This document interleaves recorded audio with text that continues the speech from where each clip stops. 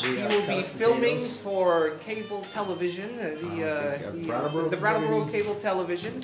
This is an interactive show, so you might become famous in Brattleboro. It's very exciting. Or noteworthy. Yeah, oh, at least noteworthy, yes.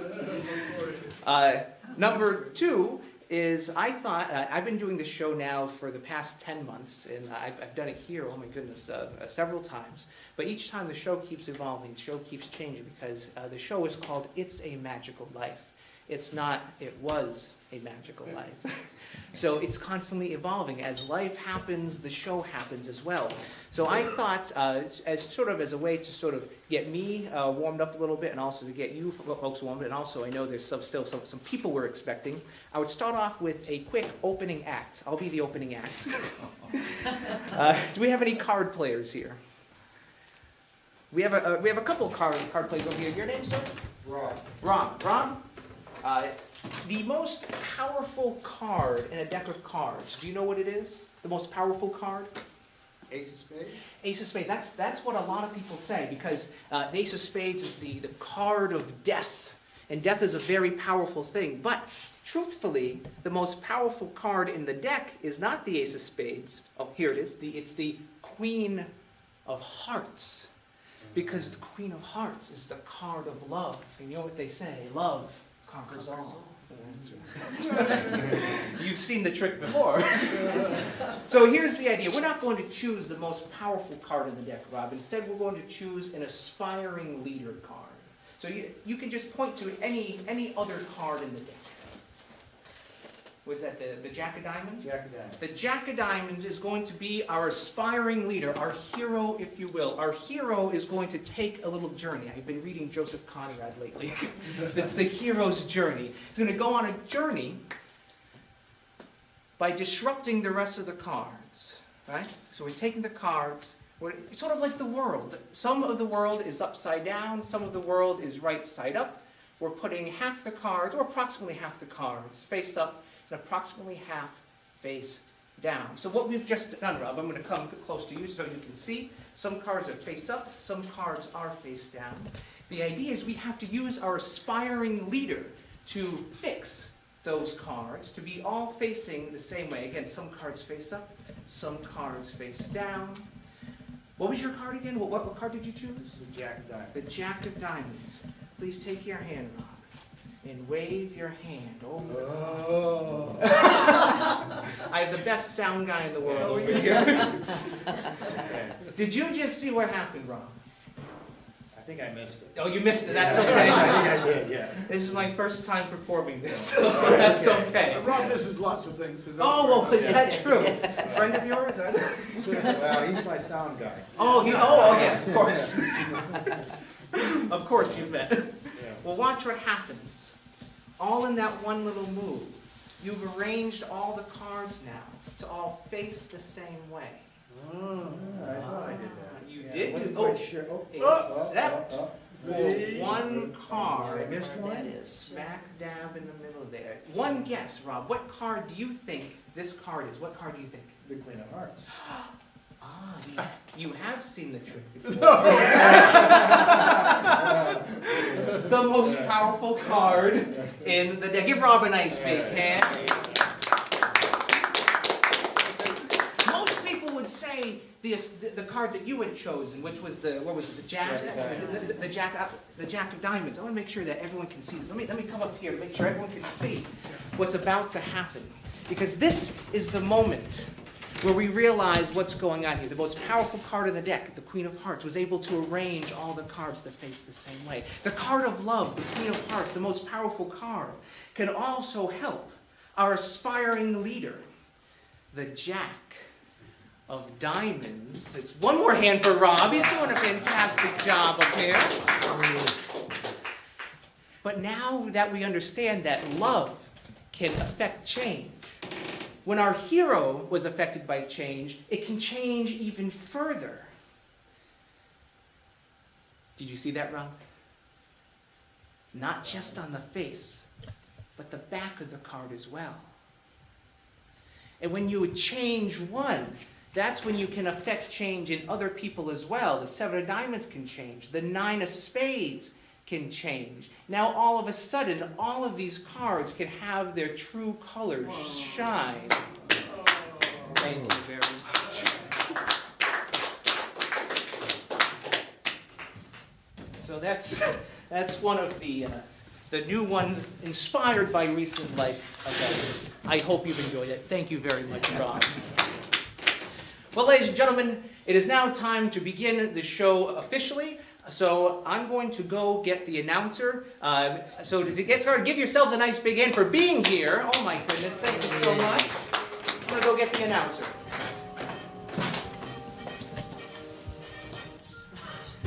Ladies and gentlemen, please welcome Jonas Cain.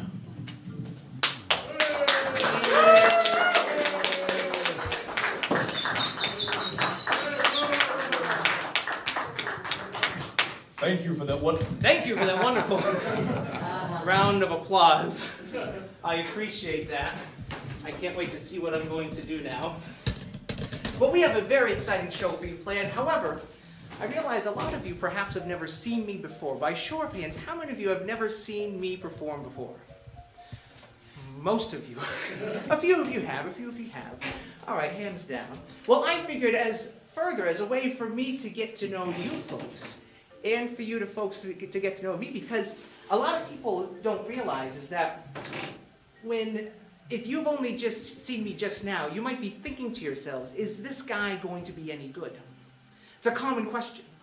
But what a lot of people don't realize is I wonder the same thing about all of you. As an audience, are you going to be any good? So as a way for me to get to know you a little bit better, and for me to get to know you and you to get to know me, I would tell you the story of the very first magic show I ever did. And this story is 100% true. I did the show right out of this box. I was just 12 years old. I made it myself. I was in my parents' living room. There was about, 10 or so people, very similar to this. And I had, inside the box, I had 1, 2, 3, 4, 5 cards. Now mind you, I was 12 years old. The cards were big. My hands were small. And I placed 1 card inside of the box. And yet, even though I placed 1 card inside the box, I still had 1, 2, 3, 4, 5 cards. Everyone was so amazed, they threw their hands up in the air and they said, "That's amazing! That's amazing! That was beautiful." Give yourself a hand. That was almost in unison. Almost. I noticed that there was a couple of you didn't quite get your hands up in time. I don't blame you. I blame the story. I'm going to engage you one more time with a slightly different story about the very first magic show I ever did. I was just 6 years old. Imagine a 6-year-old me in my parents' living room. There was about 100 people gathered around. My mother was getting nervous. We were starting to run out of chips. I had 1, 2, 3, 4, 5 humongous cards, little 6-year-old hands, and I threw not 1, but 2 cards away inside the box. And yet, even though I placed 2 cards away, I still had 1, 2, 3, 4, 5 cards, and everyone said, "That's amazing!" All right, most of you. Okay, Russ, poor Russ. Gets his hand up at the last second. We're going to do this one last time for Russ. But this time, a slightly different story. I need to engage you a little bit more. I feel like perhaps you're not getting it completely. I'll tell you a slightly different story about the very first magic show I ever did. I was just 3 years old.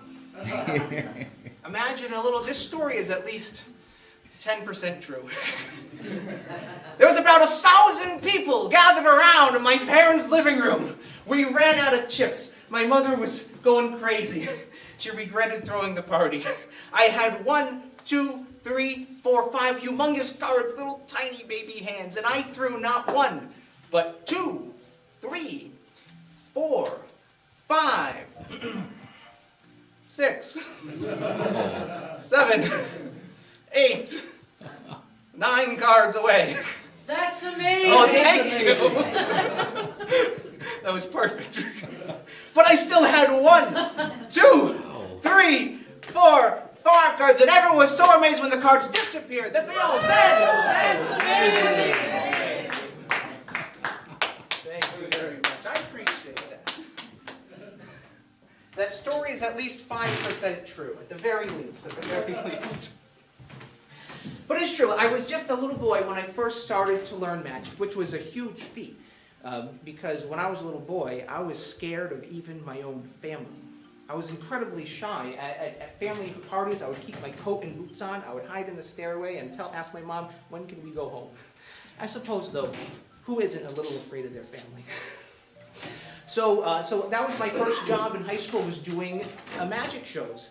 However, just recently, this was, it was 10 months ago, the very first day that I performed this show, it was May 21st, I graduated finally from college. I was on the 15-year plan. 2 years on, 10 years off, 3 years on. Very, very rare, very rare. So I've been doing magic my entire life, but after graduating from college, I realized something, that it's time to grow up. That it's time to get, as they call, a real job, whatever that is. So I went to the only thing that I knew. Well, of course, they have Craigslist now. They have all those job finders. But I went to the newspapers, and I found some interesting jobs. Some of them I replied to. Some of them I didn't. I'm going to tell you some of the highlights. One of them, this is a fun one. This was a job. Let me read this carefully. This was a job as a teacher. I figured I have a bachelor's degree now. I'm qualified to teach. Teaching origami. I've never actually done origami. But you know what they say, if you can't do it, teach it, right? I decided not to take the job, though. Just too much paperwork. There's more like that coming. So then, this is a fun job. There was a job at a fire hydrant factory. I called them up, I got an interview, I drove all the way there. I couldn't find parking anywhere near the place because of all the fire hydrants. It's true, it's true. Oh, here's a fun one. This is a job on a farm. I figured I'm not above being a laborer. I'll work on the farm. But this is a different kind of farm. It was an ant farm. You know, so before I even showed up, they had to close down. They couldn't find tractors small enough to fit inside. I didn't get that one. I know, very sad. So then there was a job at a, where's that one? I saw that one. Oh, here, a job at a restaurant. It was a new restaurant in Massachusetts called Karma. It was a themed restaurant. What was wrong, the food was great, but the only problem was you don't actually order food there. They just give you what you deserve. Turns out people don't like that. So all of this, none of these jobs worked out. So I thought to myself, why don't I do something that I know? I decided, well, I'll achieve my dream of becoming a stand-up comedian. You know, because I'm so funny. That's amazing. Oh, thank you. I like your honesty with your silence. We'll remember the silence of our friends. No, actually, what I really decided though was instead to become a magician. Instead, to just keep on doing what I was doing. Oh, thank you, Robin. Thank you. Doing what I truly do best. And what I love about magic so much is it's a lot like comedy, because the same thing in magic that makes us go, aha, in comedy makes us go, ha ha. Who said that? You folks are fun. I'm going to show you what I mean in a joke, but then I'll show you what I mean in a magic trick. This was about a week ago. I was at an ATM machine. I was behind the person in front of me. And it was a little frail woman. She looked like she had never used an ATM machine before or just didn't know what to do. So she turned around and she asked me if I would help her check her balance. You know, so me, ever one to want to help. You know, we have to help each other. I said, sure. So I shoved her. She fell right over. Terrible balance. Terrible balance. It's true. It's true. So I figured I'm going to now show you folks this unexpected expectation from magic as well. And I've written a couple books. To do this, we're going to use one of these books. We'll use my first one here. It just happened the other day. A true story of love and loss and inspired hope. Do we have any readers here? Who likes to read? We have one person in the back who's a reader. And I know this guy, Fran. Hi, Fran. Good to see you. How you doing, Jonas? I'm doing good. Thank you so much. It's good to finally make one of your shows. I know. You've been saying it for a while. Well, yeah, it's the Three Rivers. I'm not going to go Yeah, to Brattleboro. I'll go there. There you go. Who doesn't want to go to Brattleboro? I love Brattleboro. Right. Yeah. So, just so everyone knows, I do know Fran. So, for this trick, is it okay if we use Fran, or do we want to use someone that I don't? I'm going to leave it up to everyone. I want to make sure that you are happy, that you think this is as fair as can be. He's Fran. He's Fran. Fran, So Fran, far, so will you good. please join us up here? Give Fran a nice big hand. Please watch your step. You may come right this way. Okie dokie. How you been? Good to see you. Good. Oh my goodness, we're on the hugs. Of course we are. I feel like this is a reunion. Yeah. Have you read this book? I read a little bit of it. He's I honest. haven't read I read the whole thing, no. You know, it's large print, double space, very easy, very easy. It's a book that I wrote. Yeah, I wrote just a second book. Yeah, okay, well, yeah, it's a sequel. No one likes a sequel usually, but in this case, it's actually pretty good. What we're going to do, Fran, is we're going to choose a page. He's a good writer. Okay, I appreciate that. He's read a little bit. I'm going to flip through the pages of the book. Wherever you say stop, we're going to put the envelopes inside. We're going to use one of the envelopes in a moment. We're going to flip through the pages wherever you say stop. Stop. Are you happy there? Or do you want to go further or go back? Am I happy here? Or? Oh. Precision of language. Are you happy on this page? Yeah. You are. I'm going to place the bookmarks in. All right. You are going to keep one of the envelopes because one of the envelopes has something in it for you in Really? just a moment. What about the envelope you mailed me before I came here? Did I mail you an envelope? You can't do that to me. I confuse easily. I do things and then I forget that I do them. That's why I write books, so I don't forget what I did. Right, it's a good idea. It is. Everyone has a story to tell. It's just a matter of telling it. Here's what's going to happen. You're going to look at the first word. Now, mind you, every page in the book says it just happened the other day. So the first word on every page is it. Don't think of the word it. That one? Okay. So you're going to look at the first word of the text, all right? You're just going to, now you're not going to tell me, you won't tell anyone else, but you're going to remember this word. You're going to internalize this word, all right? Take a look. Do not tell me or anyone else. You see it? You got it? So if I ask you later what that word is, you'll be able to tell us? Yeah. So I can take the bookmark out? Yeah. It's like, yeah. Yeah, he's still not so Go sure. ahead. You don't trust me, do you? No, well, I don't know if you trust me. Fran, as unbelievable as this may sound, I hope, that I know what word you're already thinking of before you even thought of the word, because inside of my pocket, before I even came on stage, I placed a piece of paper. And on that piece of paper, there is a word. And I'm hoping it's the word that you just randomly, you could have stopped anywhere in the book. Right? And every page is different. That's important to know. Every page is different. Not every page, called, who, but, maybe. Every page is different. I believe That's important to know. Because some people are going to accuse me of cheating. The secret is I do cheat. I just don't want you to think that I am. Right? I'm an honest man. I'm an honest man. I'm going to take this piece of paper out of my pocket as soon as you say your word.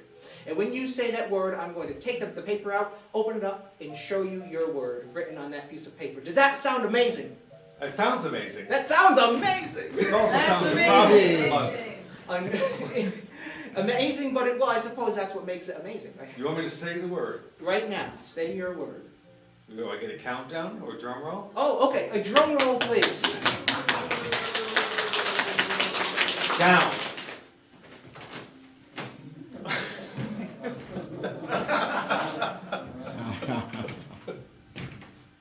Offense, deviate, disadvantage, disapprove, doom.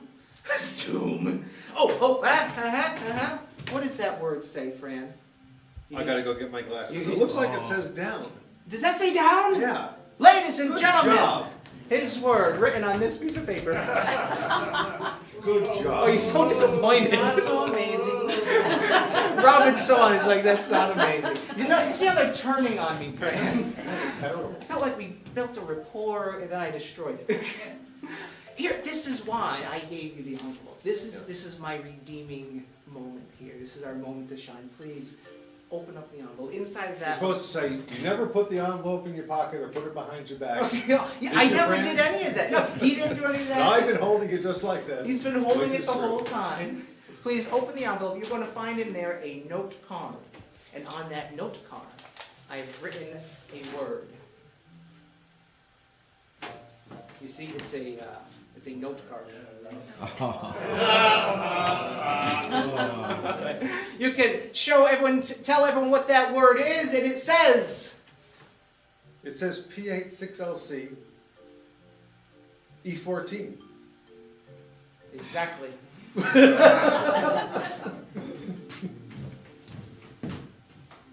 That says it also. It's written in code. It says down. It says down? Written in code. Well, there you It's a go. code that only I can understand. But you believe me, right? I believe you. Thank you, Fran, I believe because you. we go way back. Because we go way back. No, it really is a code. You see, the P stands for page. Yeah, The page is 86. yeah. Page 86. Left column. column. Entry 14. Hold on to this for a moment. We open this up to your word. It's still open. What page is it open to? Page 86. Is this the word in the left column? It's in the left column. Count with me now. 1, 2, 3, 4, 5, 6, 7, 8, 9, 10, 11, 12, 13, 14. What is entry number 14? Down. What's this? Page 86. Left column. Entry 14. Your word. Thank you so much. No, yes, you're so mad at me now. Big hand. Thank you so much.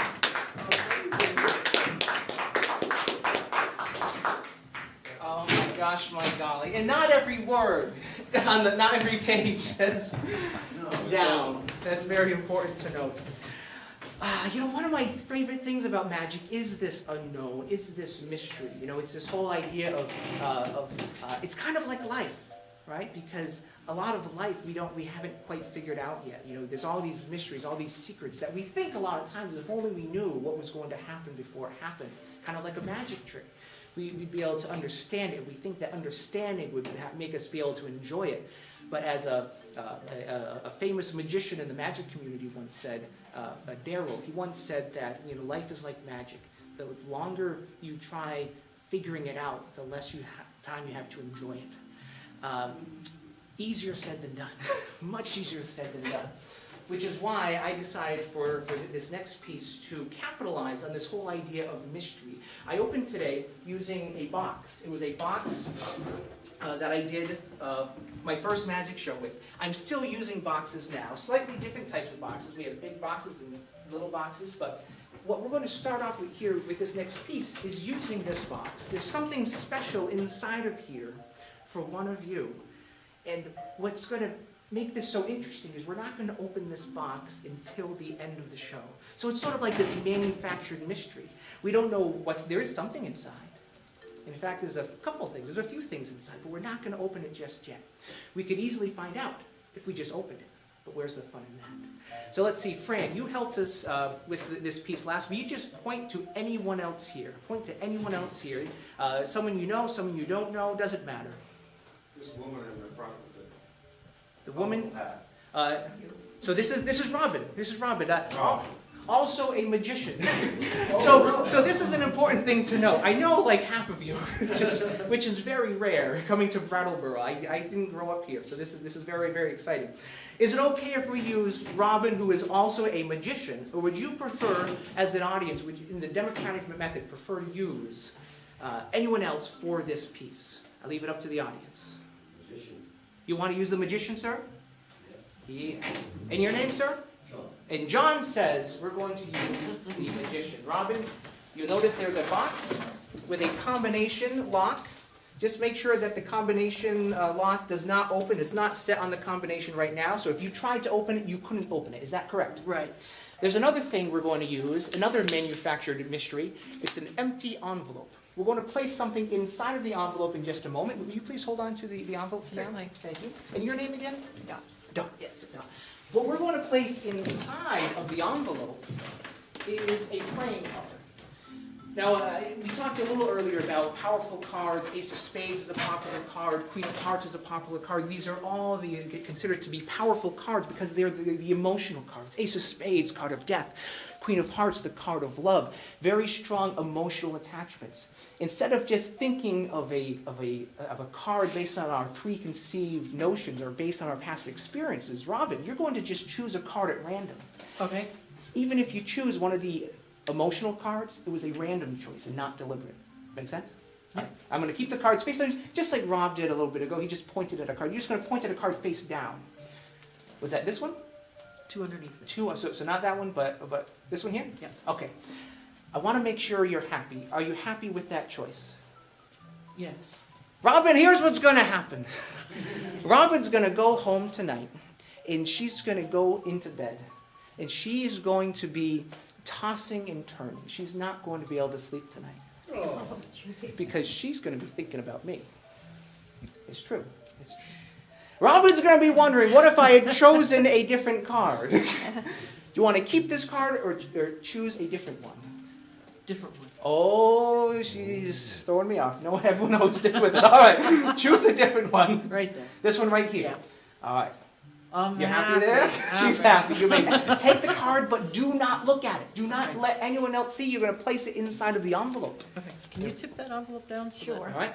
This way, so I don't see it. So again, you could have had a free choice of any one So of you don't these. want me to look at it? You're not going to look at it. In fact, what we're going to do, we're going to seal it up.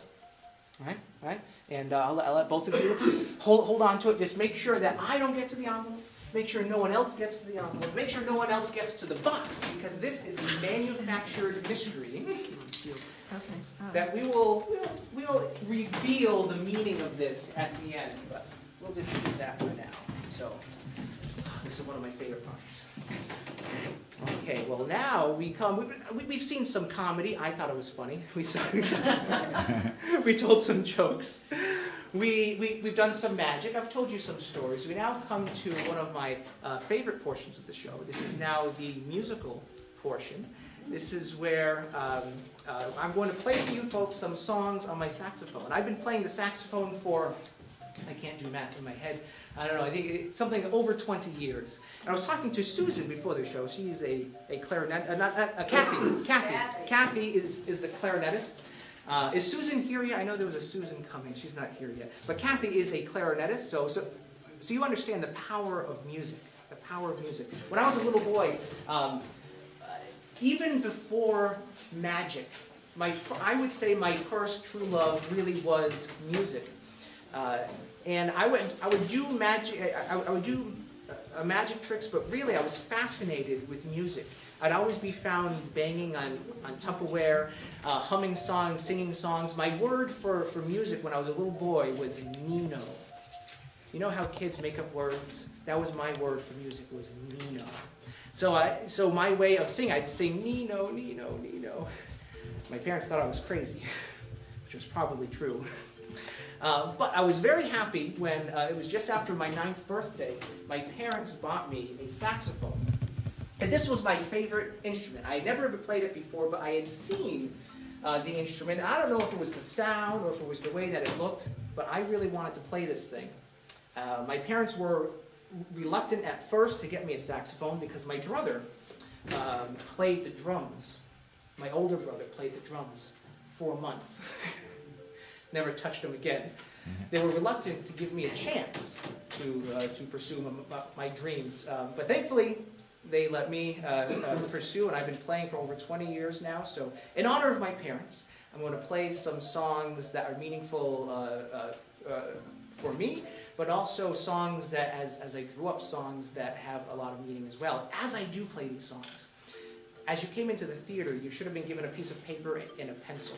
I am interested to know what songs are meaningful to you as well. I've compiled a whole bunch of songs from some past performances. I was at UMass Amherst last week and performing for a music fraternity. I have a number of songs from them. Sugar Magnolia. Oh, Grateful Dead. Thankfully they put the band. I would never have known that one. Stand By Me. So these are all songs that are meaningful to them. I was also at the Florence Community Band Christmas party a few months ago. And so I have some songs in there from them. I'm going to add your songs to this list as well. And we're going to choose one in a moment. But just think of a song that's meaningful to you now. Maybe it's a song that was meaningful to you as a child.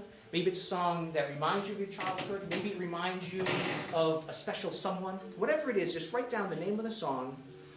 If it's an obscure song, also write the artist, the person who perhaps performed it or sung it, just so that we have an idea of what the song is. With that in mind, I'm going to perform the very first song that I memorized.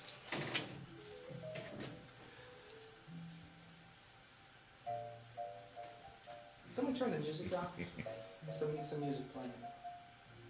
I have the best sound guy in the world. Here we go. It's a one-man show, but here we go.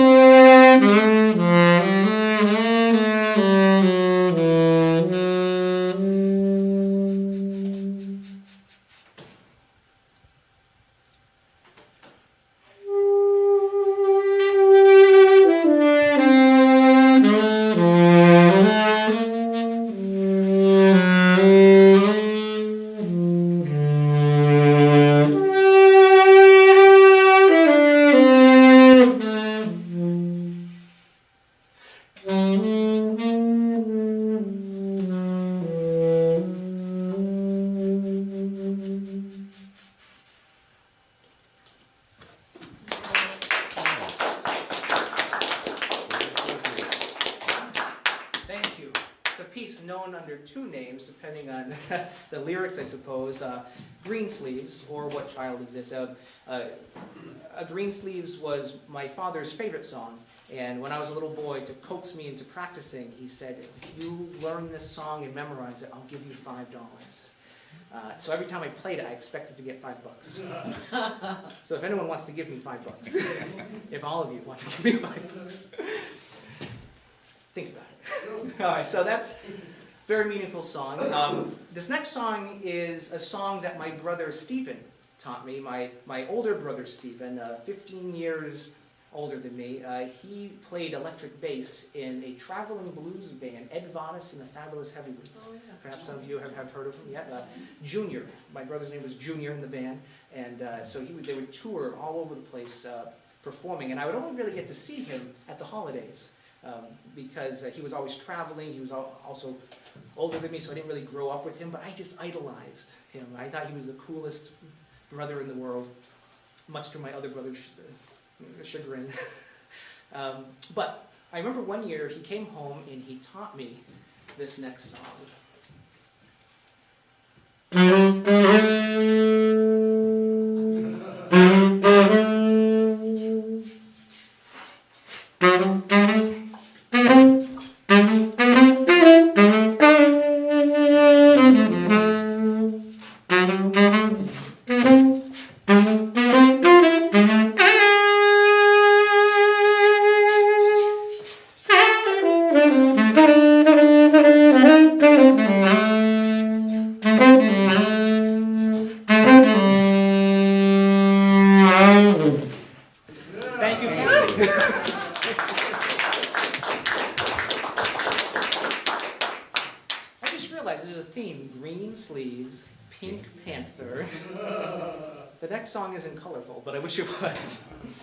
How are we doing on the writing down of songs? Did everyone get to write down a song? Everyone got to? Okay, I'm going to play a couple more songs for you, but I'm going to collect these because we're going to choose one of them to isolate. Let's see. Come around and. Thank you very much. You can fold them if you want to. You don't have to if you don't want to. Oh, that's okay. Russ doesn't like music, right? Thank you very much. We got one coming here. Take your time. Take your time. Are you gonna be- That's okay. That's all right. Long titles. It's a long title. Okay. All right. We'll give them a little mix. You know what? Let's see. It was John was the voice of the audience when we asked if Robin should be the one to hold the box. You didn't get a chance to write down a song, so I figured you would be the one. You'll choose a song. All right. I'm going to come back to you. This makes it fair, I think. I'm going to come over to you. There, I have another envelope, just like the one that Robin has. This one has a G clef written on it, a symbol of music.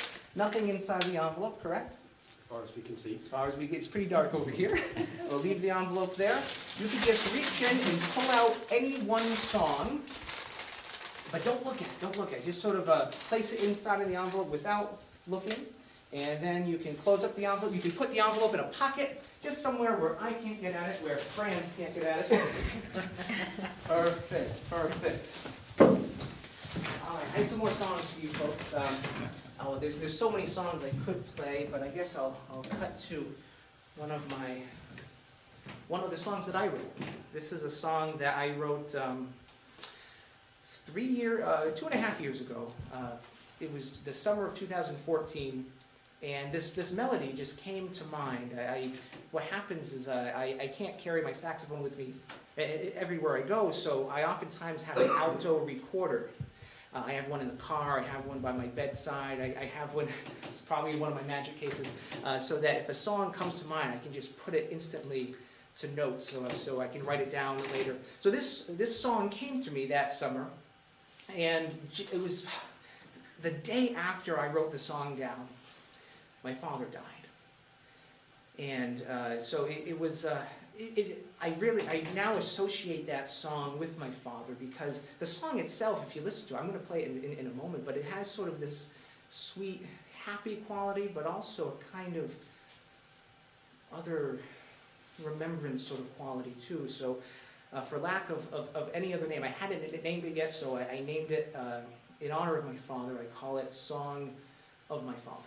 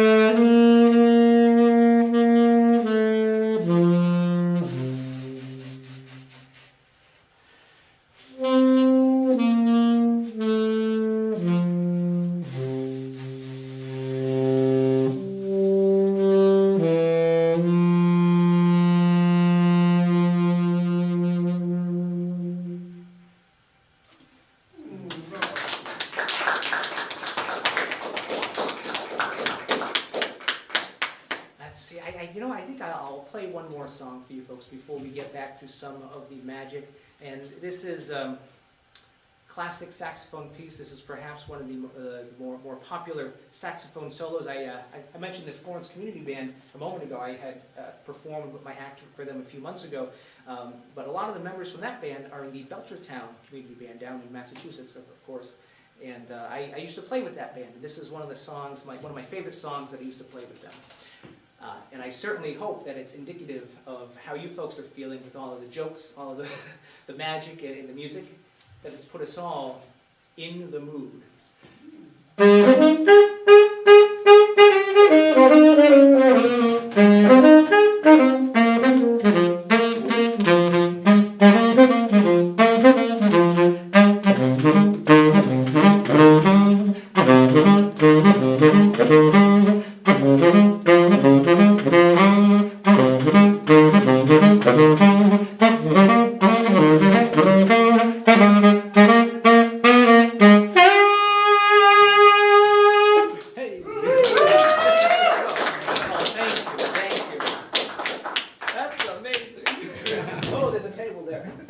Remember I was mentioning that this show is an ever-evolving show? That table's usually over there. It's throwing me off. All right, we still have the box? We still have the box locked? We still have the card inside of the envelope, and we still have the song inside of the envelope. We're going to get to those in just a little bit. But before we do, I'd like to talk a little bit about some of my friends. I'm friends with lots of magicians in the area. Robin is a fellow magician. But I have other magicians who have gone off to do other related arts. Other than just doing magic, they also now have gone to things like sideshow school, where they learned how to do sideshow freak type acts. And one of my friends, a man named Rich, he went down there and he learned the art of sword swallowing. So I thought, inspired by my friends who are off doing other allied things, that I would try my own hand at this art of sword swallowing. So ladies and gentlemen, I present to you the Sword of Death. Ooh. That was right on cue. Ladies and gentlemen, I'm going to attempt to swallow this sword. If I'm successful, I'll take a big bow. I'll continue with the show. If I am not successful, please call 911. All right. Drum roll, please.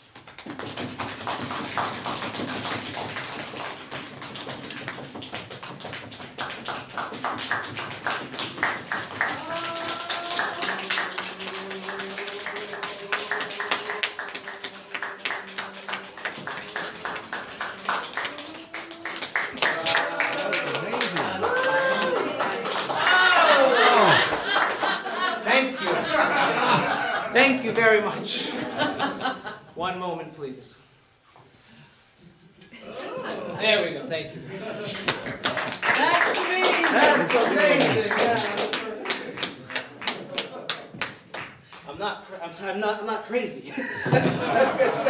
Gotta practice. Gotta lead up to this stuff. You know, I didn't really swallow the sword, just to be clear. Because I've never actually swallowed anything that big before. As I understand, what they do in sideshow school is they don't start with using big swords. They'll start with things like sewing needles, or not sewing needles. Knitting needles. They'll straighten out wire coat hangers, and so it's thinner, you know. So that goes down well.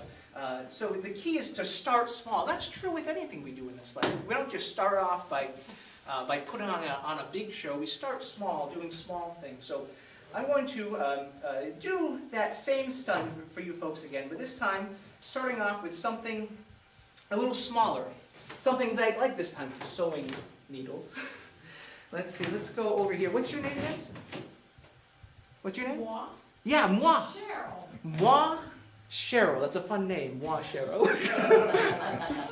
Cheryl, would you mind joining us up here for a moment? Let's give Cheryl a nice big hand. Cheryl. You may come right this way. Welcome, welcome. Thank you. You're very welcome. Do you like my home? I do. Yeah. Well, it's a little simple. Yeah, you know, I need to get some more pillows or something, you know, some curtains, some more But curtains. you got some color. Yeah. Here's what's going to happen. We're going to place the needles inside of this little glass. Anything inside there? Nothing inside. Nothing inside. You can hold on to the glass. You're going to make sure that each needle is a real, it's not like made out of rubber or that it's a dull, but don't hurt yourself, but just make sure it's real and just put it pointy side down inside of the glass. Is that a real deal? Yeah, that's a real deal. A real deal. Make sure this one as well. Yeah. Yeah, you can just take any needle you like. There we go. Have you ever done this before? Well, I've done needly things before, You've but done not this one. Needly things.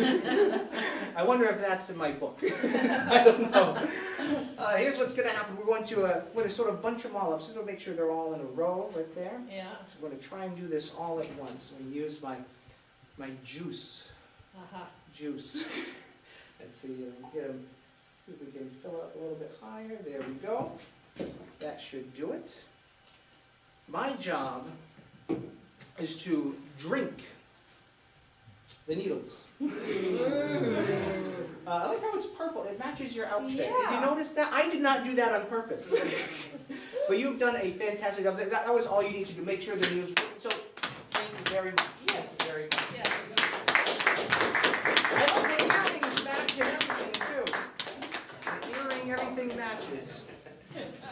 the earrings, the needles, the coat.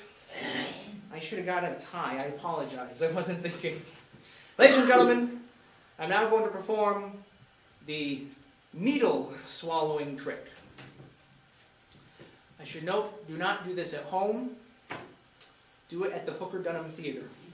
Rental rates are affordable. All right. Drum roll, please.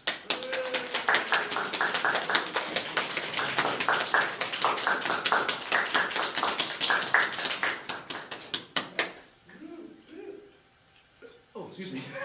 I'm going to come down. I'm going to come down to you folks. Anything inside the glass? Nope. Anything inside my mouth? Other than my tongue and teeth? Nope. Nothing hiding in there? Ladies and gentlemen, the needle swallowing trick! That's amazing. Some of you are like, that's disgusting. But don't worry. For my next trick, to make the needles come back, it takes about an hour. I'm kidding. That would be gross. So now, surviving the needle swallowing, this next piece it sounds more dangerous than it is. I mean, certainly swallowing needles, swallowing swords is far more dangerous, but this next piece was so dangerous the first time that I performed it. This was back in 1998, so almost 30 years ago. I performed a version of this at my high school talent show. This is 100% true story. There's a video of this up on YouTube. I put it up there because I was just so... I saw it. Oh, you've seen the video. I'll tell the story, and then we'll do the demonstration. This involves a nail. Now, the first time I did this, I did not use a nail. I'll tell that in a moment. I'm just going to come down, have someone just make sure, just like we checked with the needles a moment ago. Actually, we'll even have Cheryl, make sure that this is a real nail. Make sure it's not like made out of rubber. It's not a dull. You won't want to stomp your foot down on there. Right, yeah. You wouldn't want to, it's the real McCoy. So again, the first time I did this, I did not use a nail. I used something a little different. I had a number of test tubes. I had, and each test tube was filled with water. And each test tube had the water, except for one test tube did not have water. The last one had hydrochloric acid. So the thing with hydrochloric acid is it's colorless, it's odorless, it looks and smells and just like water, but it certainly doesn't taste like water. So the idea was that I had these test tubes arranged on the table. I had a member of the audience come up and mix up the test tubes, and the idea was for me to drink from the test tubes, drink from all of them, leaving the last one, of course, being the one with the acid. That was the idea. Now, in today's presentation of this, I'm not going to use test tubes with acid, because that is incredibly dangerous. Instead, I'm using bags with a wooden block placed into each bag. However, the last bag will not have just a wooden block, but it's going to have our friend, the nail, sticking up through the wooden block. So each bag now has the same approximate weight, and my job will be to smash each bag, of course leaving just one bag left, the bag, of course, the one that has the nail. That's the idea. So, now, of course, this is very easy to do because you just saw me place the wood blocks in that, and just avoid this bag. However, to make this a little more dangerous, a little more exciting, I'm going to invite one of you to mix up the bags for me. Now, we had Cheryl just a moment ago. Will you just point to anyone else here, other than the cameraman, and other than, this gentleman over here. What's your name, sir? Bill. Bill, ladies and gentlemen, give Bill a nice big hand. It's Bill. Come right up here, watch your step. Nice Nice to see you. Nice to see Are you you. enjoying the show? Very much, thank you. That's my favorite answer. Thank you. I really opened myself up for that. They always say just, simple questions. I like to dive deep. Yes, I know, you can Thank be you, more Bill. profound with me if you really want to. Oh, I will. And I Oh, will. all right. Here's what's going to happen, Bill. I'm going to show you what you're going to do in a moment, because I don't want you to get hurt. Thank Right? So you're going to lift up 2 bags at a time. Just change their positions. Any 2 bags, change their position. Again, I have insurance. I don't want to have to use it. That's what I'm trying to say. You're just going to give them a mix. You're going to keep mixing until I tell you to stop. Do you have any idea which bag has the nail at this point? I think that one over there. You think so? Oh, okay. I want to make sure that Bill doesn't know which bag has the nail. Because I want to make sure that this is as random as possible. Because it's sort of like with Robin a moment ago. She chose a car not based off of things she knew, not based off of preconceived notions or past experiences. She chose a card at random, right? We're going to do this experiment, random, right? Do you know which bag has the nail? No, I don't know. Okay, very good. Unless I would have my own act, in which case I would. Are you a magician too? No. Oh, But I'm a friend of a musician over oh, there. are you friends with Robin? Sure. Oh my goodness. You see, everyone knows each other. This is great. So again, any 2 bags, change their positions. Just keep doing that until I tell you to stop. You may come right behind the table. Ready? And yes, you may start now. Okay. As Bill mixes up the bags, I'm going to finish the story about the first time that I performed this. I was in 8th grade, so I was 13 years old, and I had the bags, or the test tubes in this case, mixed up. I went behind the table and I started, I picked up 2 test tubes and I drank one of them. And on this particular day, very first time I ever did this, the first one I drank had the acid. So it was also the only one I drank. So I immediately knew something was wrong. Water isn't supposed to fizz in your mouth. So I ran off the stage. I had water back there. I was guzzling water, trying to get the acid out. And I had a wireless microphone on, so people could hear me running around yelling, saying, "Get my mom." So, the best part is, everyone thought it was part of the show. Because they thought, oh, of course, didn't really drink the acid, but it was. I ended up in the hospital for a week. I was on a feeding tube, which was just as well, because I couldn't eat solid foods, and it was just as well because I couldn't taste anything. The acid ate away my taste buds. Thankfully, they grow back. But the best part about this whole story is that, from the experience, it whitened my teeth. I don't recommend using that as a method, but it is something to try. Bill, how are we doing? Pretty well, I think. As far as I can tell. I think you've been doing a smashing job. Do you know which bag has the nail? No idea. No idea. All right, we're going to trade places. You're going to come over this way. I'm going to come over this way. And now, on the first time I did this, again, I used acid, water, test tubes. This is safer in that if I mess up, then I'm not going to die. But I will have to go to the hospital. So, but to make this even more interesting, again, we're trying to make that connection. I am not going to choose the bag that I smash. Ooh. I'm going to use someone that I trust deeply. My new friend Bill. Oh, I'm sure you want to trust me. Well, you have an honest face. You know a magician, right? Oh, yes. So I feel, hopefully, I mean, this is around the, middle of a little farther than the middle. So I think we have a connection now. Okay. You will want to keep me safe. I do. We have bags 1, 2, 3, and 4.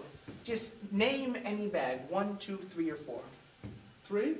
So, so bag 3. Yes. Bag 3.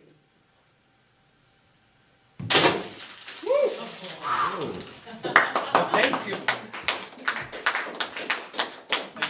The first one's the easiest, because the odds are in your favor.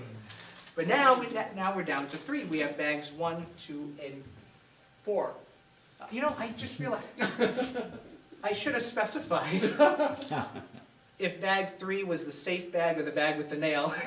You must have, I don't know, I should have, I get nervous doing this.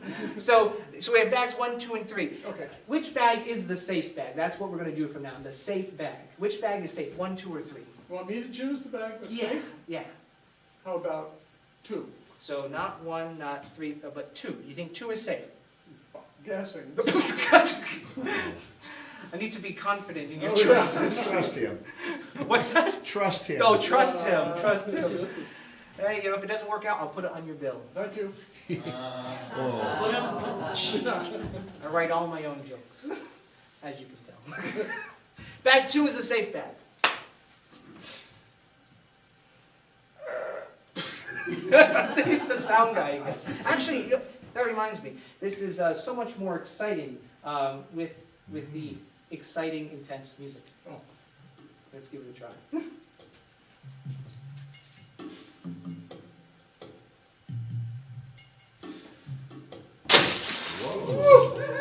Oh, thank you. All right. Thank you. And then, Bill, there were 2. No. This is where it doesn't get very, very easy anymore. We have bags 1 and bags 2. We're going to change things up a little bit, though.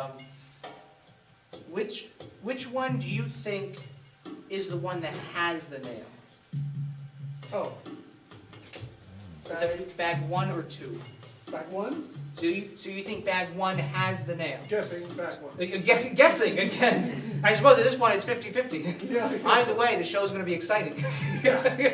All right, so if I smash this one, you think it'll be a bad day. Yeah. Smash this one, we can go on with the show. We can open the box in a little bit. We can find out what's going on. But this one, not so good. Not so good. How sure are you? I'm sure you want me to be. As sure as I want you to be. Okay, I want you to be very You sure. want me to be very sure? Yeah. All right, so I said that bag 1 has the nail. Yeah. Okay, so bag 2, no nail. So just like Robin, you're going to go home tonight, tossing and turning. That's right. What if you change your mind? You want to stick with this as the safe bag? Yes? All right. Yes, yes. All right, all right. Here we go.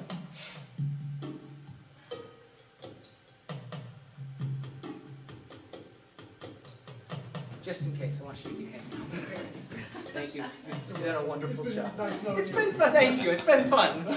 Thank you for lending me a hand. All It's right. the last time you'll see that hand. I hope.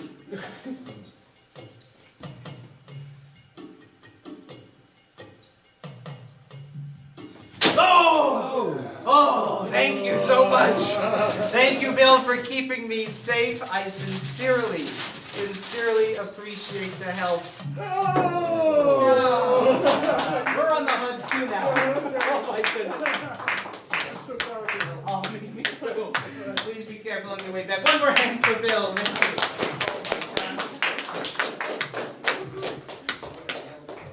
You really nailed it. Who said that? I love you guys. I really do. Stall for time.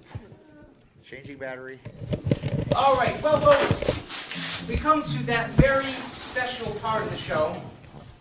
We've had the book that Fran used a little while ago, but we're also going to use a book, the sequel, which is Just Know That. I'm going to read this poem first, because this is the happy poem. This is the one that, I have my bookmark inside. Conveniently also my business card. Pick it up in the lobby. Here we go. This is a poem that a mountain told me. It's called On Top of the World. On top of the world, a gentle blanket rests over weeping rocks, and a butterfly dances erratically by trees fallen by fists of wind, revealing what was once hidden. My heart so longs to feel what moves butterfly wings, but can feel only you, beautiful spring flowery bloom. For you, my sweet, make my heart flutter and soul sing. It matters not if tomorrow you wilt and wither away, for behold, you are a promise of summer and a blessing for today. So for now, my dear, let me adore you.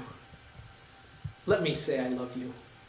Hold my hand, my love, and I will hold your gaze, melting in your smile's embrace. And if tomorrow is our fall into winter, you will forever bloom in my heart, a heaven sent filling my soul. Behold, it is you, my beautiful, my sweet, my dear, my love. It is you that brings rocks to tears, by fists of wind carrying melodies that move butterfly wings. You are the one that makes my heart as gentle as that blanket on top of the world.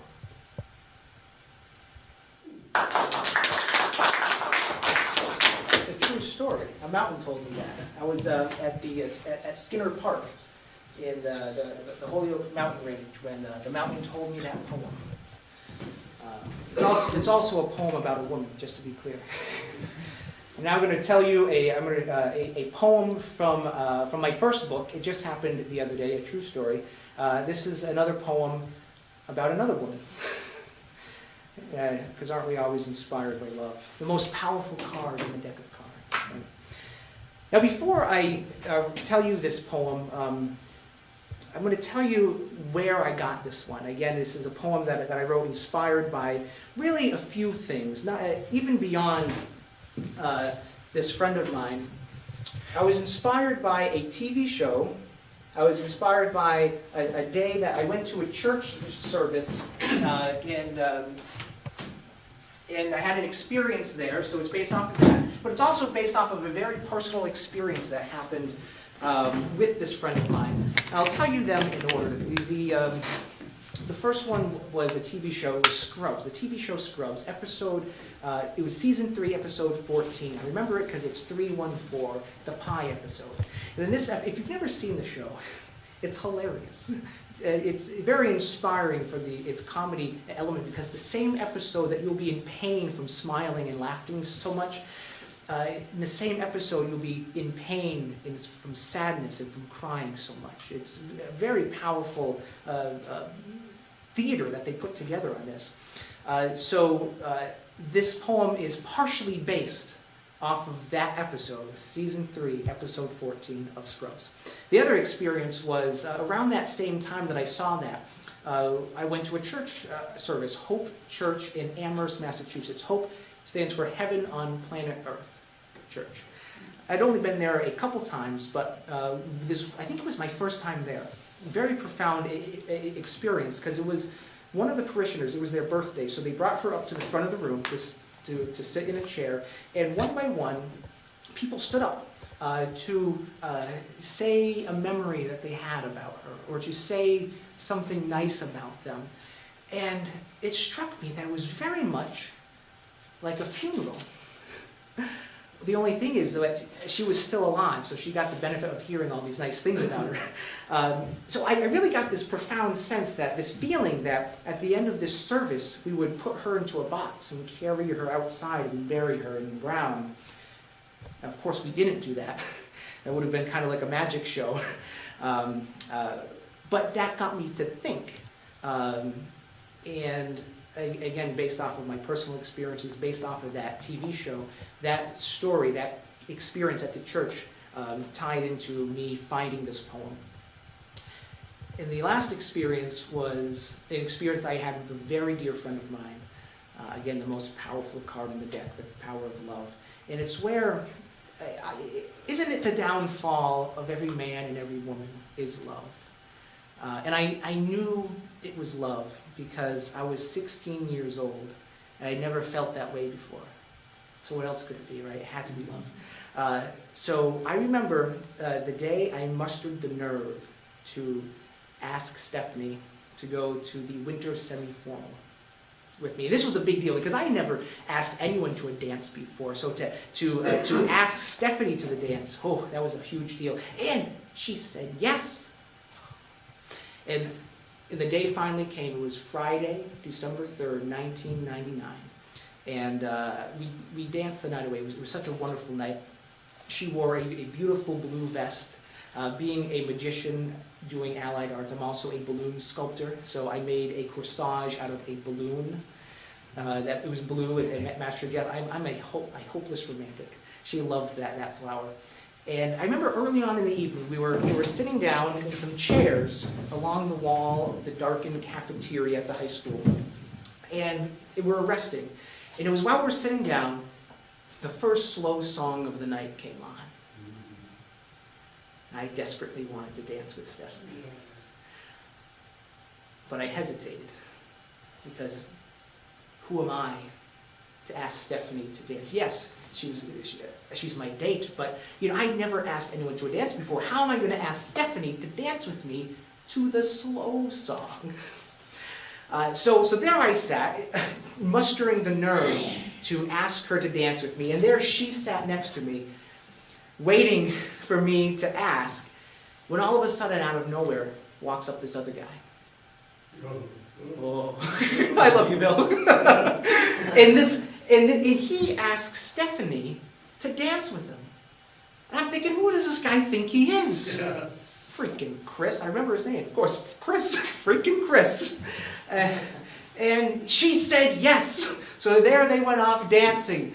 And I just sat down, just on the sideline, just mumbling, grumbling to myself, kicking myself, thinking, why couldn't I just ask? Why couldn't I just do it? And I'll always remember, after the song ended, Stephanie came up to me, and she said to me, she said, Jonas, if you want to dance with me, all you have to do is ask.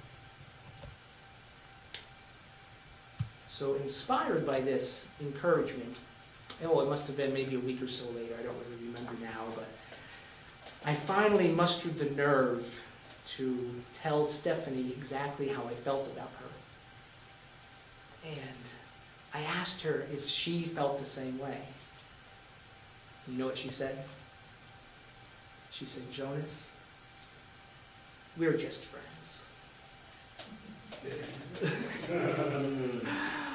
But I told Stephanie, I said, Stephanie, that's fine, as long as you're still around, as long as we can be friends, that is truly good enough for me. So for the next 8 years, I got busy doing I'm a very patient man. I realized that the secret to patience is just doing other things. So I got busy doing, what they say, you have an inner purpose and an outer purpose. Inner, love and being, outer, the things that you do. I got busy with my outer purpose. So I practiced my magic act. I practiced my saxophone. I went to workshops and lectures. I went to school. I dropped out of school. And I worked on my act. And I went to networking events, giving my business card into the hands of people who were decision makers to really work on this dream of mine of doing my magic and my music.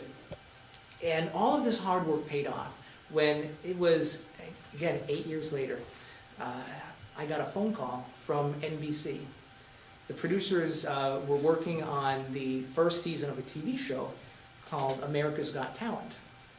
And they were looking for variety acts to perform on the show. And I just knew instantly, this is a talent show, so I knew that just getting on the show, even if I didn't win the talent show, that this is what I needed. I had been operating up to this point. Being on that show, I could now be at a whole new level. I was so excited. I got my best trick. I hopped on the train. I headed for New York City, and I got into this line that wrapped around the block several times. And I waited. And I waited. And I waited some more. I'm a very patient man. I'll even wait 8 years if I have to. And all of a sudden, before I got to the end of the line, they shut down the line. The producers closed the line, but they gave everyone passes to go back the next day. But I never went back the next day. And I didn't go back the next day because I had something more important that I had to do. And that something more important was I had promised Stephanie that I would drive her to the airport. She could have gotten anyone to drive her to the... Of course, I didn't tell her that I was missing the most important opportunity of my career just to drive her to the airport. She would have refused the ride. She would have gotten anyone else to give her a ride, but I wanted to do it. I wanted to be there for her. She was more important than any audition, than any magic show. She was more valuable. And I'm so happy that I put my values in order because it was the following summer, the summer of 2007, Stephanie came to me and she said to me, she said, Jonas, I'm in love with you too. And she said, you know, why aren't we together? And it was the happiest moment of my life, because I had worked so hard on this outer purpose. I had everything that I wanted all lined up. But now I had the woman of my dreams too. I had the job of my dreams, I had the woman of my dreams. That summer, the best summer of my life. We very quickly got engaged to be married.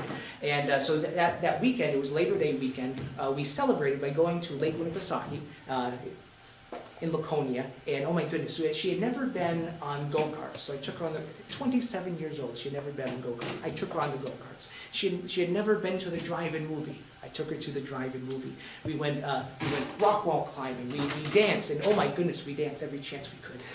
And then just 2 days after we got back from this most amazing weekend of our lives, very quietly in her sleep, she passed away. And she just didn't wake up. There was no warning for it. And I thought that I was going to die too, of a broken heart. And when I didn't die, I turned to alcohol to do it for me. And it was probably about 2 years later, after this, I woke up one morning still half drunk from the night before. And I found on my desk a perfectly typed suicide note that I had no memory of writing. I thought that if I could do something like that and not even know it, what else? With that as a backdrop,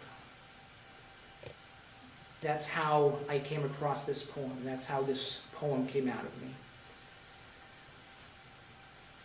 I just remember the morning that I got the news. I went over to her house, and I sat down in the love seat that just days earlier we sat together in. And my entire body was numb. You know how if you sit down wrong, you lay down wrong, it feels like needles sticking inside of you? My entire body felt like that. And all I wanted to do was to get those needles out of me. So I did the only thing I knew how to do, and that's continue with my arts, and that's where this poem came from.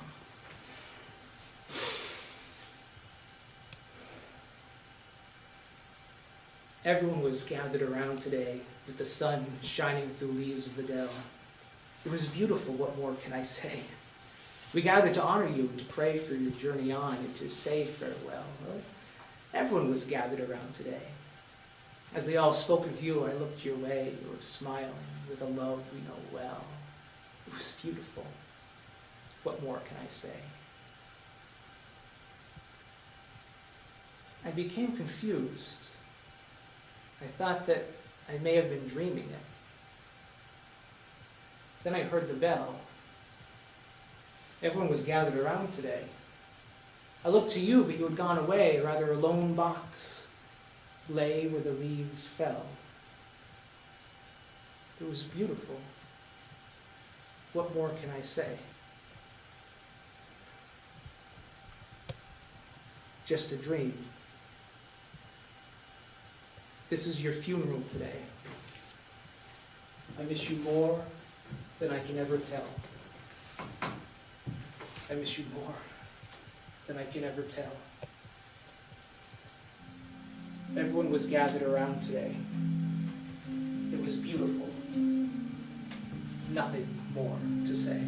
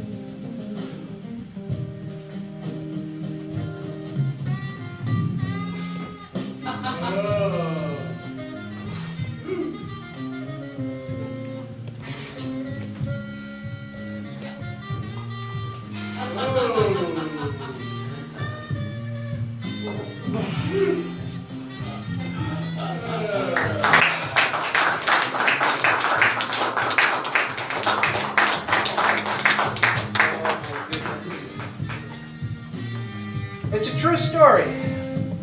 It just happened the other day. Thank you very much. I hope you enjoyed that session. It's a magical life. What can I say? One of the amazing things that I found is, we talked again about it is a magical life. It's not that it was a magical life, but that it is. So if things keep changing, everything moves on. That's the thing that we always find, is that nothing is ever for certain. But the only thing that is for certain is that there will be surprises. You will be surprised. After going through all these experiences now, this was 10 years ago this year, trying to work through it, I tried something new, anything new, sort of like we're doing today. I'm trying some new things, like Rob put this out with a new thing today. It was something new, something we had never done before. So one thing that I did to try something, anything new, was to heal from this experience, was I got rid of all of my things.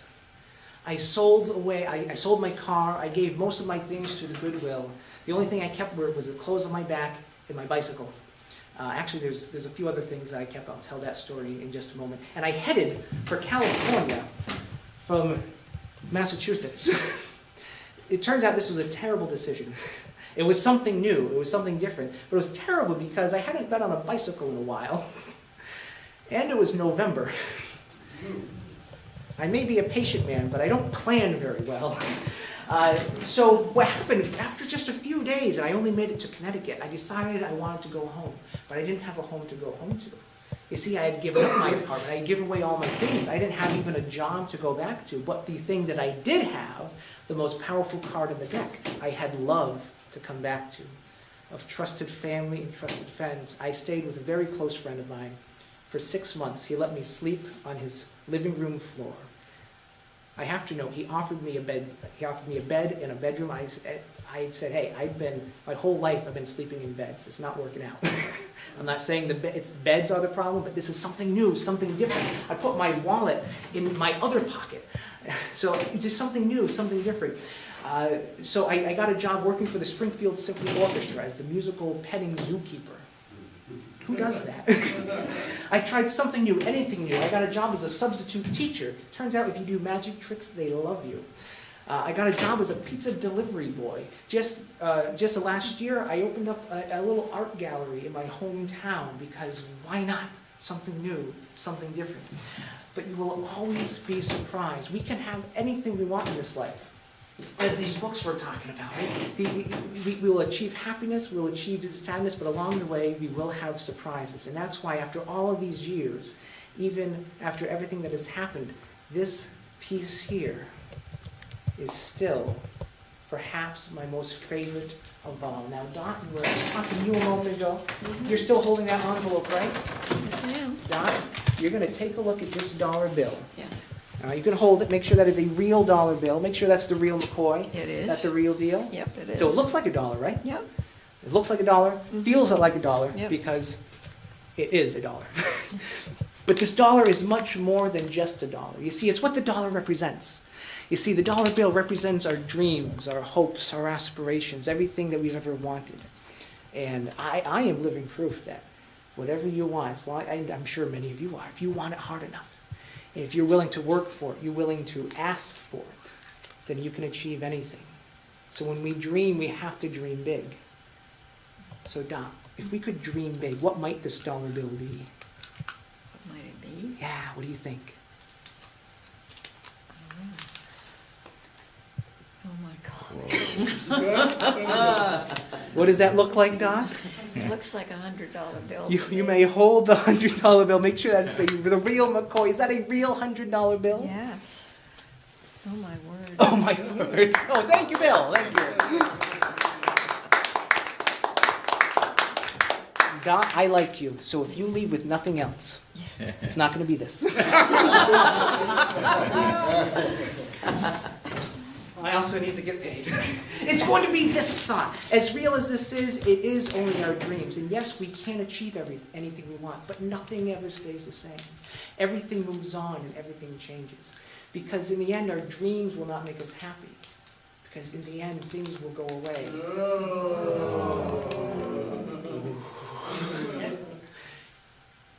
Where happiness is found, it's in the moments in between, and all the people that we meet along the way, and how they make us feel. Yeah. All of you make me feel good. How do you folks feel? Oh, good. Oh, that's my favorite answer. Thank you very much. Ladies and gentlemen, we now come to the final story of the evening. At the end of the story, we will get to open up the envelope and the box. This artificial mystery. We could have figured out what's inside there a half hour ago. Did anyone try and get inside the box, Robin? Oh, people tried to get inside. Bill was, I had to keep an eye. Yeah, but I couldn't do it. Bill was on top of that thing. He couldn't open it. That's a combination of it. We're going to open it in just a moment. But before we do, I have this last story. And this is the first time I'm telling this story in the show.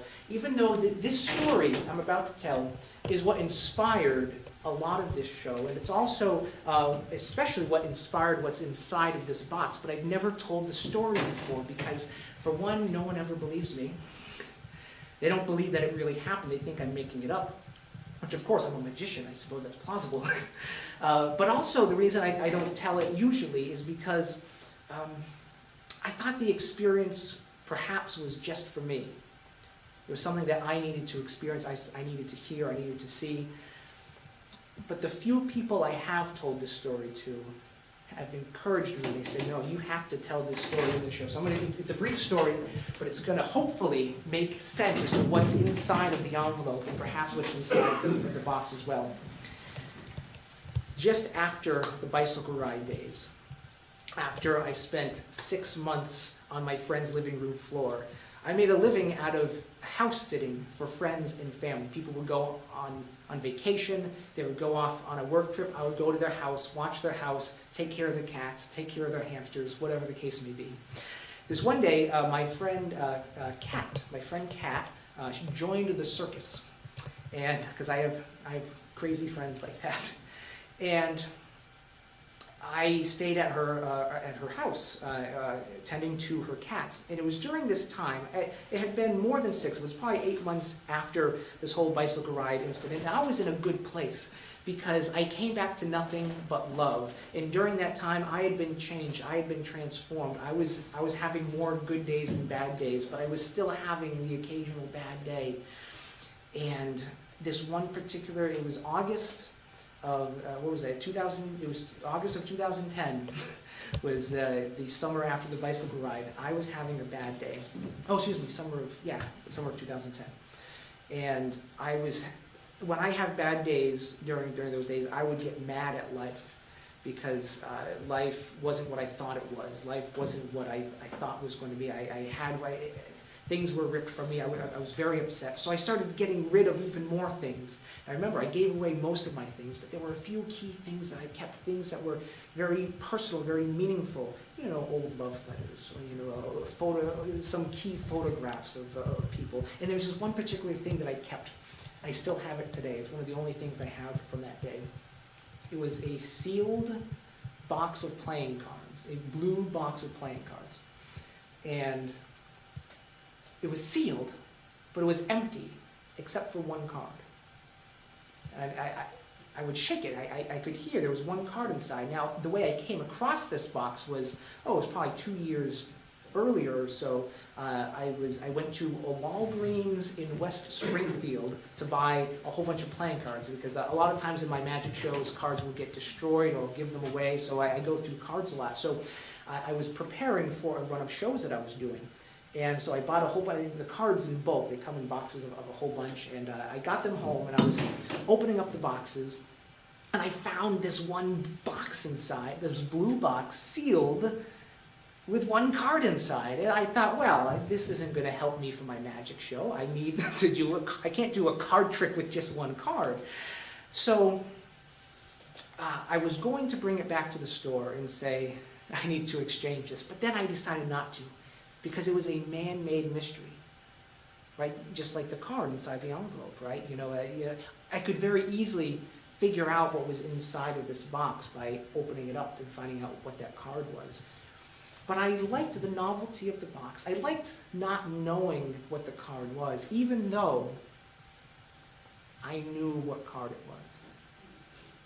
I knew what card was inside that sealed box. And the reason I knew, with a faith without seeing, was a blind faith, because that summer that Steffi and I had gone to Lake Winnipesaukee, I performed a card trick for her.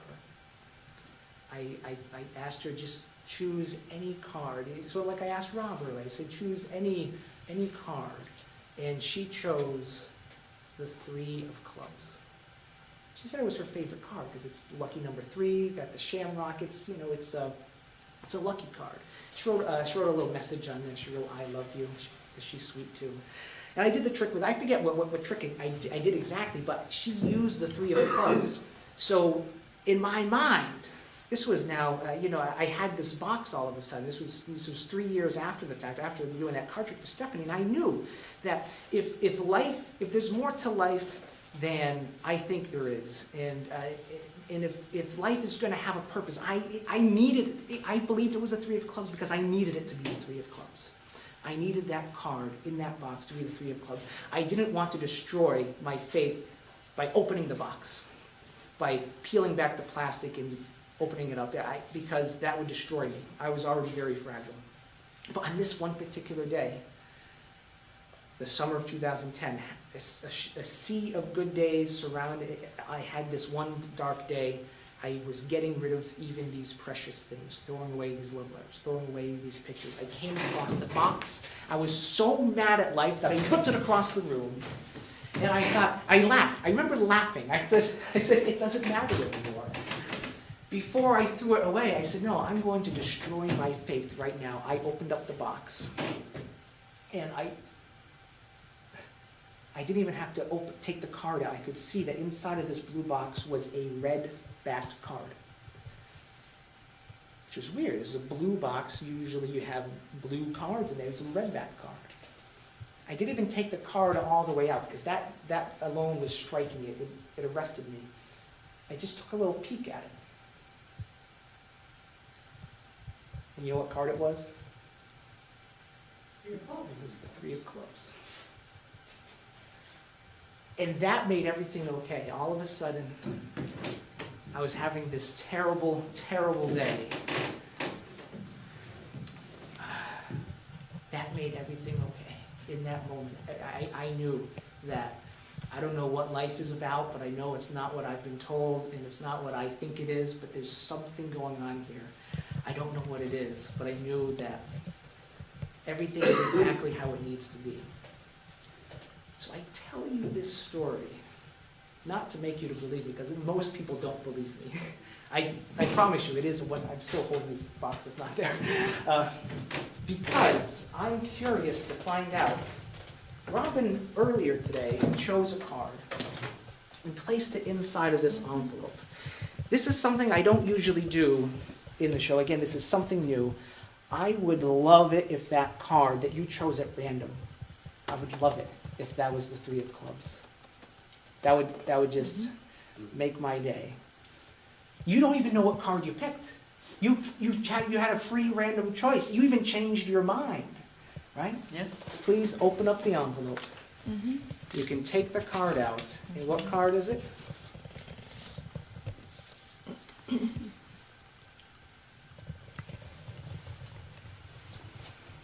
It's not the 3 of clubs, but that would have been. That would have been amazing. It's quite the build-up, though. Well, thank you very much, Don. Thank you very much, Robin. I appreciate your help. Thank you. Here's your envelope. Thank you. I appreciate that. That was just disappointing. But that's why we have the box as the backup. Please, Robin, if you could bring the box up onto the stage, we'll finish with what's inside. Here, let's give her a nice big hand.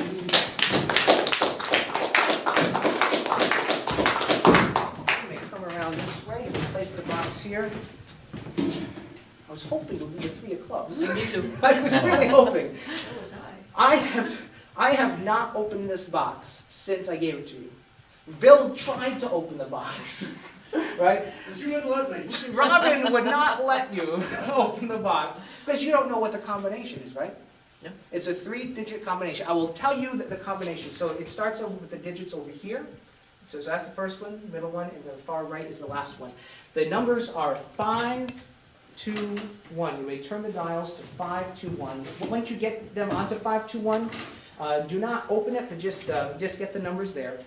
The reason I chose these numbers is because remember what I said about I've been doing this show for 10 months. My first performance was on May 21st, 521. It was my graduation day. It was a magical day. I did this first show. I graduated from college after 15 years.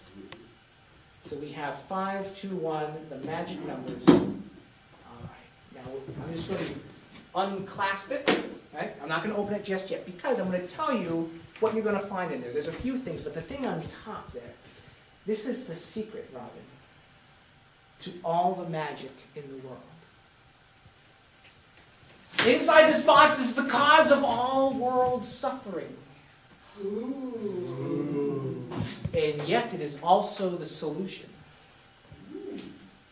You're going to open the box, but you're not going to take out what you find. You're not going to tell us what it is. You're just going to think about what you see. You're going to look inside of what you see, and you're going to think about it. You may open the box now. Do you understand what you see, Rob? What do you see? Or perhaps I should ask, who do you see? I see myself. She's a very small woman. She sees herself because she is the cause of her own pain, and yet she is also the solution. She is her own worst enemy, and yet she is also her own best friend. I'm gonna open this now, and you see it's a mirror. It's a mirror. Okay, thank you. Philosophical moment of the day. But there's a couple more things inside. You can open up the box again. You're going to take out the next thing. It's a piece of paper. Let's see. This is chapter 19 from my book. It just happened the other day. It's the chapter Good Night from September 4th, 2007. I finished my 8-mile jog. I'm a jogger, by the way. I know I don't quite look like it. But you'll see it's torn from a book, right? You see. Yes. Now the first word on this page is chapter. However, the first word on this side is, what's that word? Down. Down. Fran, was that your word from earlier? That was the word. From the book, you had a free, right? And not every page of the book says down, right? Remember, we have mystery, we have wasn't, we have chapter. What page was that? What page? It was page 78. Let's go to page 78, and you'll see page 76, page 79. Wait a second. There is no page 78 in this book because this page comes from this book. Fran, verify. Is that the page you saw earlier? Is that the same page? That's the same word that I saw. Ladies and gentlemen, Fran, the avid reader. Oh my gosh, my God. Amazing. Is that amazing? But there's one last thing inside the box. There's one final thing. If you could take that out, please. Give it a little shake. You can hear there's something inside there. How many cards would you guess were inside that box? There's only one. Give it a little shake again. Let's just take a little peek inside. What do you see inside that box? A red-backed card. The only red-backed card inside the box. I can see it now. What card did you choose a moment ago? Jack of Spades. Jack of Spades. God bless. Oh, wow. Let's hear it for Rob.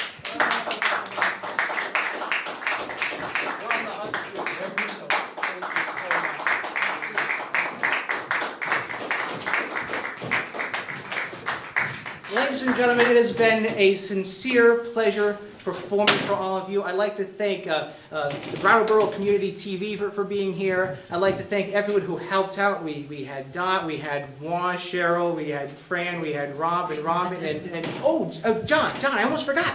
John helped us out. But he's holding on to something still. He's holding on to something. What are you holding on to, John? He has an envelope. I say envelope. You say envelope. Tomatoes, tomatoes. Will you please come up here with that envelope? I almost forgot. This is like the big finale. This is the big moment. The big moment of the day. Yeah.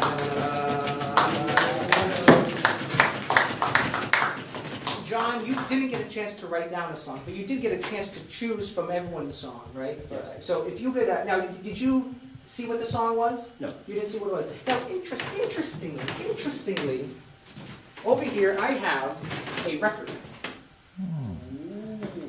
It's been sitting here the entire evening. Perhaps you've noticed it, wondering what's going on with that record.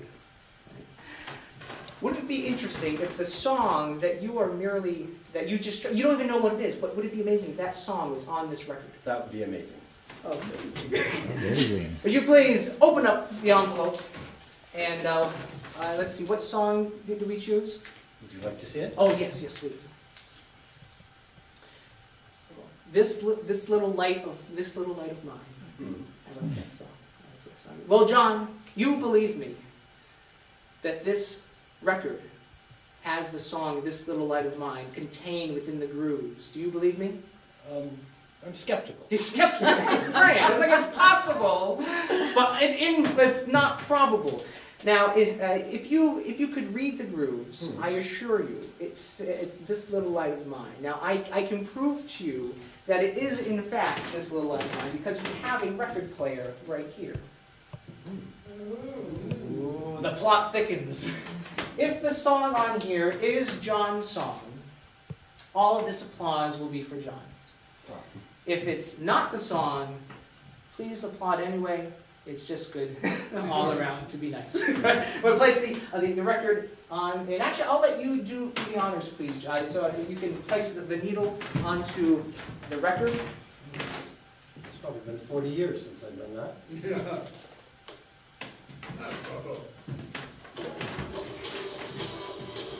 Have a good day. Woo!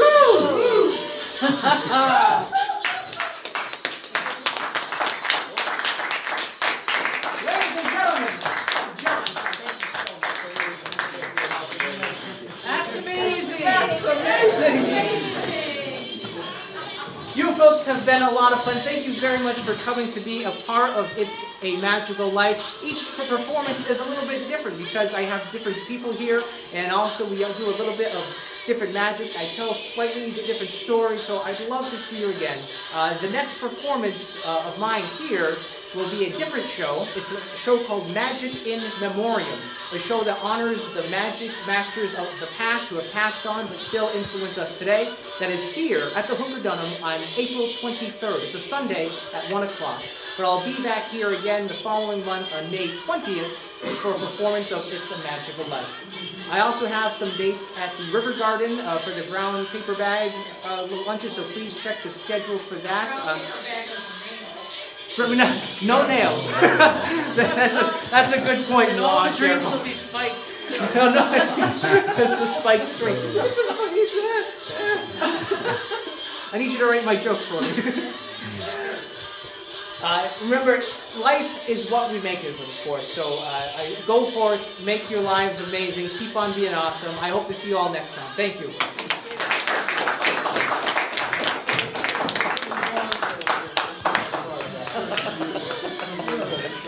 Oh, come on, you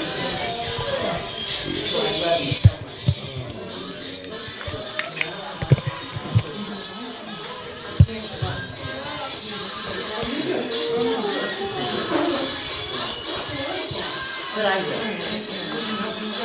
I probably would appreciate the Oh, really?